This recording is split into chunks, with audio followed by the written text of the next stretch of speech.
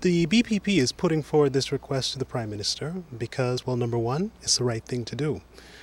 This was one of the stipulations that we had. If things had worked out in our favor, that we would have immediately signed on to this anti-corruption convention. It's important because we have seen the manifestation of its being with regards to some of our neighbors. Anyone who's paying attention to regional and international news knows what happened to the former president of Guatemala with regards to allegations of corruption. Also, we've seen a manifestation of it a few years back in Honduras. So it's very, very close to home.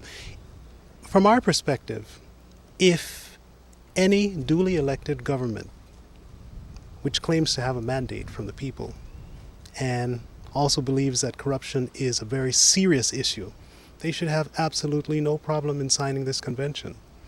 It's been 12 years since it's been on the books internationally, and quite frankly, it's a very, very bad presentation for Belize to not be a signatory to this.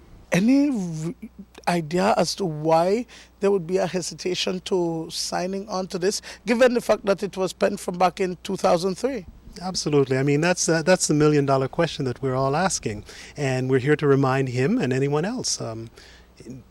In terms of good governance practices and principles, myself being a student of that discipline, I see absolutely no reason why any government official, or political entity that has the opportunity to sign on to something as important as this would either, number one, hesitate, or number two, as we've seen over the past 12 years, been unwilling to sign on to this document. Without getting into particulars, I know that it's a legally binding document.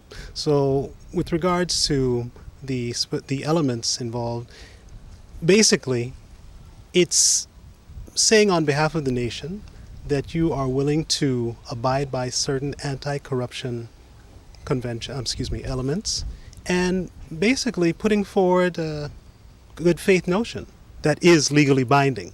And I think that's the caveat here with regards to individuals who have had the opportunity to sign on to this convention over the past 12 years and simply have chosen not to, is that it's a legally binding document. The B.P.P is also calling on the public to lobby their area representatives to ensure that Belize signs the United Nations Convention against